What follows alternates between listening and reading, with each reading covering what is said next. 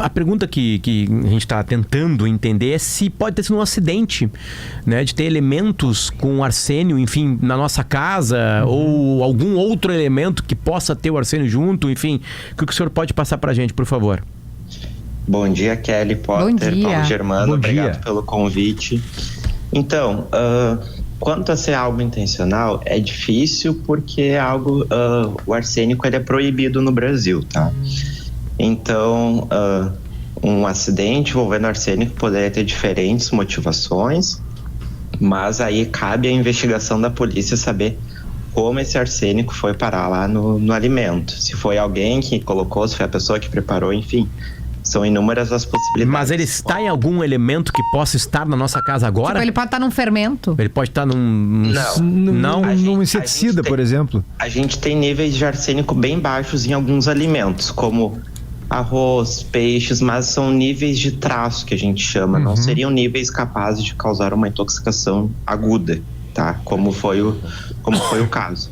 Então, tanto que existem níveis que a gente chama de níveis basais, ou seja, igual a gente tem lá no exame de sangue, quando a gente vai fazer no hospital, né, enfim, no laboratório de determinados componentes, a gente tem do arsênico. Existem níveis normais na população de arsênico, mas são níveis bem baixos.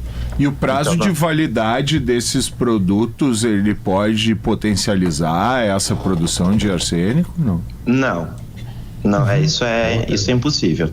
E, doutor Bruno, teria que existir uma contaminação externa por arsênico. Existem produtos em casa, acho que essa pergunta do Potter, que pode conter arsênio e daqui a pouco eles serem introduzidos de maneira, né, acidental.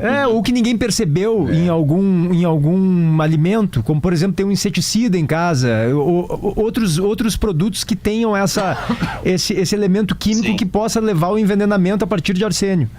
Para causar uma intoxicação, não. Antigamente, o que acontecia? O arsênico ele era muito utilizado muitos anos atrás como raticida, ou seja, para matar ratos. Mas ele foi proibido no Brasil devido à própria toxicidade que existia. O que pode acontecer ao mercado clandestino, ainda de existir esse arsênico rolando por aí, ou até mesmo de ter...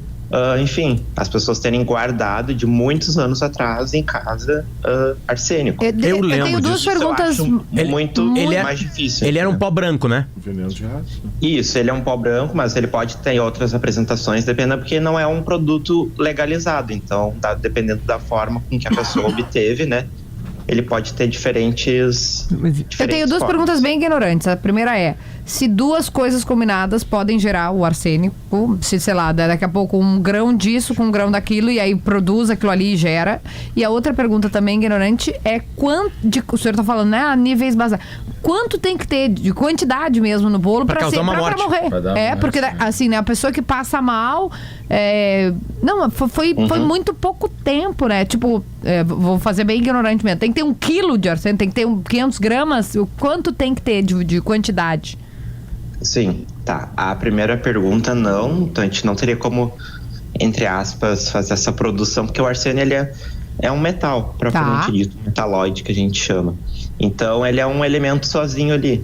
Mas o que acontece? A gente consegue, né, pessoas que trabalham com química, a gente pode ter o acesso a derivados de arsênio. Então até existe um derivado de arsênico, que é o trióxido de arsênio, que é usado para um câncer específico, como quimioterápico. Mas não é exatamente o mesmo que vai causar um quadro tão intenso de intoxicação a ponto de levar uma pessoa a óbito, né? Mas existem níveis e aí depende de qual derivado de arsênio a gente está falando ali para... Mas questões de miligramas, e a quantidade? A gente já poderia ser letal para uma pessoa. Pelo que o senhor está falando... Miligramas? Pelo que o doutor Bruno está dizendo, é muito difícil causar uma intoxicação com produtos que tenham arsênico em sua composição. Teria que haver, pelo que eu estou entendendo, doutor Bruno, um produto que tenha, de fato, o arsênio concentrado mesmo, que seja para isso, né? Que seja o arsênio de fato. Então, como ele é um veneno e como ele é algo proibido no Brasil, me parece que existe essa possibilidade, então, de ter sido colocado ali algo que realmente não era para colocar, que quem estava colocando talvez soubesse que, olha, isso aqui talvez não seja muito bom de botar. Provavelmente. Entendi. Acho que aqui- Porque não eu- é um enganozinho, obviamente. né? Não é um engano Isso. qualquer que tem inseticida no ar, daqui a pouco pegou ali, tem um pouco de arsênio, matou 3. Não, né? Não. Só que o que acontece? Acho que agora cabe, né, a Polícia Civil investigar, é saber de como ele foi parar. Pode ser que a pessoa que preparou, por exemplo, o bolo não tivesse conhecimento que alguém contaminou, né? Então depende agora Claro. da investigação, saber, a gente não pode já julgar. A gente tem que ver as E é vias de líquido, é um pó? Outra pergunta bem ignorante. Sólido.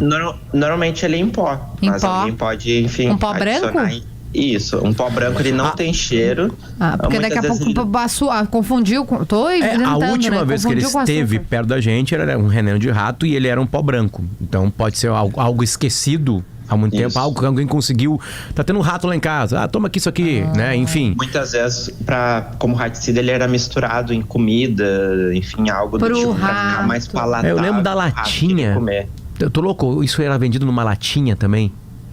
Numa latinha, quando era pequenininho, tem né? casos, a gente vê em filmes, né, doutor Bruno, em casos históricos que monarcas foram envenenados com arsênio, que era justamente isso, colocavam um pozinho no café ou na comida, porque ele não tinha um sabor muito forte, né? Por isso que o arsênio, Sim, eu acho que era ele não- considerado o rei dos venenos, se dizia, Ele né? não tem sabor, né?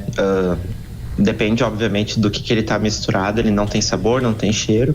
E ele mimetiza, muitas vezes, uma doença ali, uma disenteria, uma cólera. Então, é por isso que era utilizado, né, nos tempos antigos, para não se saber que realmente era arsênico, né? Que a pessoa estava sendo envenenada. E sim, era uma... Então, até por essa questão que eu entendo que provavelmente a polícia deve estar investigando agora. E se por pra acaso investigar tivesse, a vamos morte dizer, se por 3 acaso meses atrás. tivesse esse veneno nessa forma antiga, antes de ser proibida, e ela fosse para envenenar um bolo, reformulando a pergunta da Kelly, e para matar as pessoas, ela teria que ter usado em quantidade semelhante a fermento ou a farinha?